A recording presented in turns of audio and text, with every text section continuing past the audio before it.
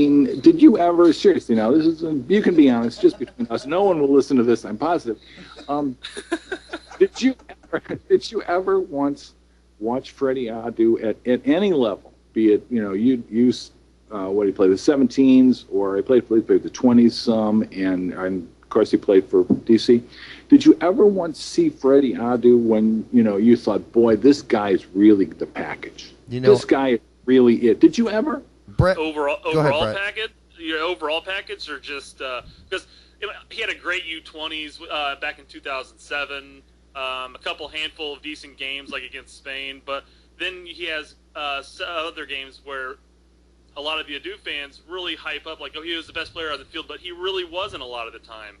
And his size plays a massive role. I mean, he is shorter, comparable. Small feet. Yeah. He's got talent, but something's missing in this package, obviously. Well, I think, of course, that, you know, when he got signed at age whatever it was, 9, you know, whatever the hell it was. It was 14, by the way. I think he knows that. That was exaggeration, Brett. Now, I think there was anticipation. I mean, I certainly did. I said, well, you know, he's little, but he'll grow up. And he smokes or something. I don't know, because he never got bigger. And I mean, I think he expected to grow. I think he thinks he got robbed, you know. Yeah. There's no doubt about that. I mean, I think a lot of the teams that he's played for would say that part of the problem is the attitude. And there's one thing about going in and saying, you know, I'm one of the best players on this team. Well, yeah, okay, maybe you are, but you got to go out there and just do something that just blows us away. Please do that. And that obviously didn't happen in Greece. It didn't happen in France. It didn't happen in Portugal, because this guy is hopping all over the damn place. Well, you mentioned the 20s a few years back. The other player on that team who just lit everybody up was Danny Szetela.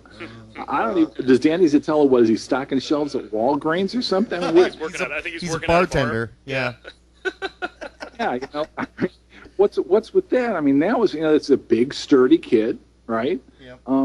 It wasn't about his ball skills. It was about the fact that he beat you up, and I mean, he looked terrific, and he went to Europe and became the worst player in the world, and now he can't even make an MLS side. Nope, he can't. And you know, some of that I've been told is injuries. Some of that might be a little bit of attitude as well. But if you, how the hell does he have attitude? Excuse me. I'm sorry. He's from New Jersey, Bill. Come on.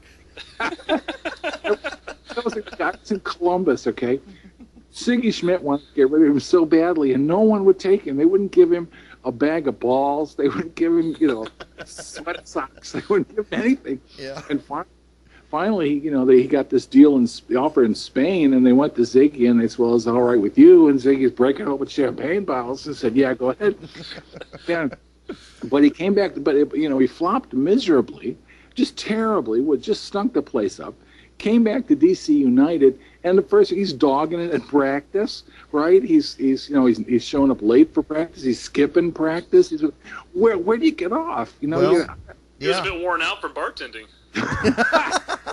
Check out Freddy Adu's Twitter. It is the funniest thing in the world. He stopped talking about soccer about 3 months ago. Now he talks about, you know, well, so, you know, I watched this TV show, and I would say, yeah, it's really good. This is strong here, buddy. Boy. Well, it's because he wasn't playing soccer 3 months ago. Yeah, no, he's still not. Yeah, it's embarrassing. It's embarrassing. All right, well, let's before we leave this U.S. Chile thing real quick. Any other standouts in that game that you want to talk about, Bill? Well, obviously, Mix surprised me. It really opened my eyes. I'd never paid any attention to the guy, whatever. The other kid that impresses me, impresses everybody for a lot of reasons, is Tim Ream. Yes. I don't know. Richie Williams picked him out of nowhere. And I was at that draft a year ago, and Hans Bakke had been on the job for like 20 minutes, and he didn't have any. He came from Norway, Sweden, someplace else. And I really don't remember. I'm not making fun. I really don't remember. Scandinavian. Yeah, and Scandinavia. he was sitting there and he didn't know any of these players, and he, draft, what the hell is this? He didn't know what draft was, and this is, this insane thing where people sit around and paw over players. And Richie Williams sat there doing a whole draft, and Hans sat there looking, grandfatherly. And Richie Williams picked this kid out of nowhere, and he's nothing short of terrific, and I really think he will get better and better and better. And I mean, he'll end up in Europe.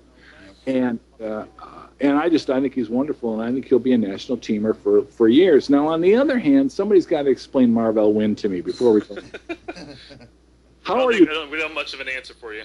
How do you get worse? I don't understand. To be fair, I'm one of the idiots that said he should get a start at center back just to try him out because he looked at. So it's your fault. Yes, it's my fault.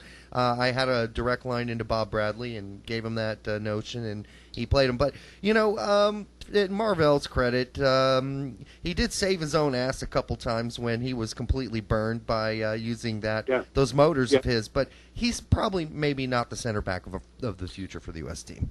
While we're talking about defensive players that get burned, I didn't like Franklin that much yesterday's game. He seemed to get burned all game long. Yeah. And I thought he was supposed to have this wicked amount of speed, but he kept getting beat by his man. He couldn't catch up. Yeah. I would give the guy another shot, but only one. Only for Dan Loney's sake, maybe, but only because otherwise Dan will run three things. One more quick little plug on the defense. I liked Lloyd playing back there. Yes. So the aggression and everything. He seems a bit raw, similar to what like Bradley was at the last cycle through at the very beginning. He seems a little too aggressive, and he's got to work on toning it down just a tad bit. But he does have the ability and the aggression to really do well for himself. Okay, then as long as we're doing that, tell me what you thought of Bedoya. I think Bedoya played to not really make many mistakes. He wasn't really instrumental in anything outside of a couple plays, and he should have gotten another play from Agudelo in the second half, but the ball never came to him. But basically, I don't think he made too many mistakes overall, but I don't think he really stood out as anything either. It was an okay game for me. I thought he worked hard, but he was far from brilliant. But you're right. I think maybe he was a little bit nervous. Maybe he was trying to impress, trying not to make a mistake, and that's fairly common. I'd like to see him again. Yeah. We probably will because Bedoya is making so much noise in Europe, and there are a lot of teams that have been sniffing around his back door. But I didn't know that. Yeah.